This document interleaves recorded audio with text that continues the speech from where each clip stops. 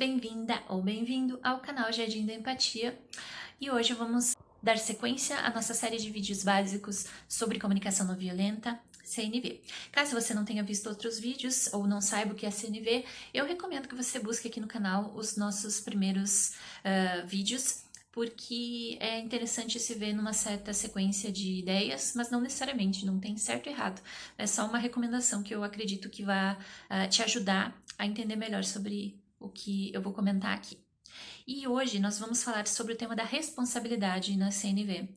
A responsabilidade é um dos pilares que sustentam a comunicação não violenta, na medida em que essa forma de comunicação se baseia muito na nossa consciência sobre o nosso mundo interno, sobre as nossas relações, sobre a forma como nós nos comunicamos.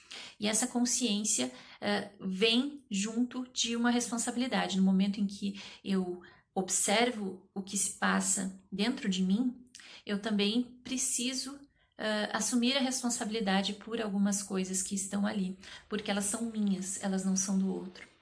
E a CNV nos ajuda muito nesse processo. Uma coisa que o Marshall Rosenberg falava muito da forma violenta como nós estruturamos a nossa sociedade é que a gente tem uma certa cultura de desresponsabilização que é bastante preocupante. Um dos maiores exemplos que ele traz é o julgamento do Adolf Eichmann, que acontece nos anos 50, não me lembro bem agora a data, que foi amplamente noticiado no mundo todo, através da televisão. Foi um julgamento que aconteceu em Jerusalém, e inclusive a obra da Hannah Arendt é muito importante nessa reflexão, porque ela traz justamente o quão perigoso é a banalidade do mal que se apresenta nesse exemplo do Eichmann e também em outras situações do dia a dia. Para quem não sabe, o Adolf Eichmann foi um nazista que era um dos principais nomes que gerenciava a chamada solução final, que era o extermínio de judeus e outros grupos minoritários que eram perseguidos pelo regime nazista em câmeras de gás, em campos de concentração. Então, ele foi responsável por diversas atrocidades, mas, ao mesmo tempo, ele se via apenas como uma engrenagem naquele sistema que obedecia a ordens superiores. Então, a culpa não era dele, a culpa era de quem tinha mandado ele fazer aquilo. Mas isso é bastante questionável na medida em que ele sabia o que ele estava fazendo. Ele sabia que estava mandando as pessoas para a morte, e isso, de uma forma muito sinistra, parecia não estar entrando em conflito direto com os valores que ele aparentava ter como um pai de família, como um cidadão de bem, e isso que se tornou bastante gritante nesse julgamento, o quanto ele era um sujeito banal, que fez coisas horríveis e não assumia a responsabilidade porque entendia que ele era apenas ali uma peça sem poder de decisão sobre suas ações, que fazia o que lhe era ordenado. E inclusive nisso o Marshall Rosenberg chama a atenção, que ele comenta que desenvolviam até uma linguagem desumanizadora em que uma vida humana não era uma vida humana, era apenas um número. Então, isso tudo passa por um processo de desresponsabilização. Eu não me comprometo com as vidas que eu estou destruindo, com as famílias que eu estou destruindo. Afinal, eu tenho aqui apenas uma pilha de papel que eu despacho e não preciso mais pensar nela. Mostro ali meus resultados nas tabelas, nos números, e isso a gente pode ver de uma forma talvez menos drástica, mas a gente pode ver que é um pensamento que também está em diversas outras situações, no momento em que a gente não se responsabiliza pelas coisas que nós decidimos, que nós sentimos, que nós optamos, e lançamos toda a responsabilidade num processo de culpabilização do outro. Eu tô falando aqui da questão do Eichmann de uma forma bem genérica, então é algo que pode ser aprofundado de diversas formas, mas não é a proposta desse vídeo. Então, é muito interessante a leitura da própria Hannah Arendt para entender melhor como que foi todo esse processo, e também alguns capítulos ali do livro da Comunicação Não Violenta do Marshall Rosenberg, que ele explora melhor essa questão. Mas aonde que eu quero chegar com tudo isso? Quando a gente se propõe a se comunicar de uma forma não violenta, é importante que a gente abra mão desse jogo de culpabilizar o outro e olhe mais para a nossa grande parcela de responsabilidade sobre as coisas. Por exemplo, os sentimentos são algo muito próprio de cada um. O sentimento é uma resposta a algo que acontece na minha vida, é uma resposta que é influenciada pelas minhas necessidades, como ainda vou comentar mais para frente, também está relacionado à minha história de vida, ao meu contexto, que são coisas que a gente está integrado no meio, mas a forma como nós pensamos e lidamos com essas situações é algo muito singular.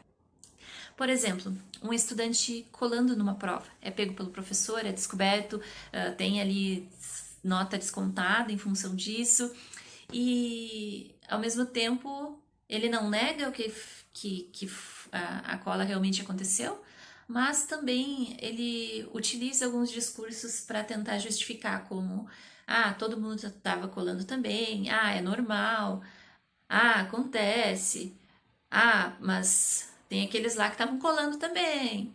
Então, o que está por trás disso? Parece que eu estou jogando no outro, ou na cultura, ou no contexto, ou um professor que está sendo permissivo com as colas, eu estou jogando a responsabilidade, não estou assumindo que, ok, pode ser que estava todo mundo colando mesmo, mas eu decidi por mim fazer essa cola. Eu decidi assumir esse risco de ser descoberto, de ter que responder. No final das contas, foi uma decisão que eu tomei. E é muito perigoso justamente quando a gente tenta usar esses artifícios para desviar da nossa responsabilidade, da nossa autonomia. E por trás disso, o que estava realmente rolando? Esse aluno estava se sentindo inseguro, ele está com outras preocupações, não conseguiu estudar para a prova, ou ele está tendo muita dificuldade em compreender aquele conteúdo, ou ele não está conseguindo confiar na sua própria capacidade de ir bem naquela prova, ele está com medo, porque se ele reprovar, enfim, ele vai ter consequências muito, muito grandes em casa, com os pais.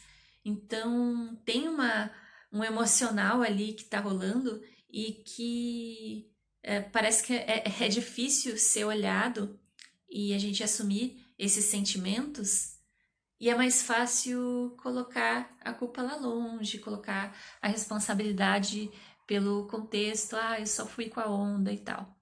E isso fala muito sobre vulnerabilidade, a gente tem a Brené Brown aí para nos ajudar a explorar isso também, mas não é o tema do vídeo.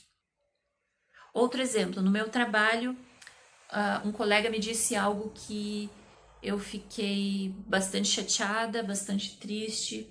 Ele disse que não gostou da forma como eu fiz uma tarefa, que não ficou bom, e aquilo começa a me gerar um sentimento extremamente ruim de tristeza, por mais que ele tenha falado de uma forma super educada, por mais que ele tenha sido até gentil na forma como ele expôs que não estava gostando do resultado que eu apresentei, eu fico com aquele sentimento.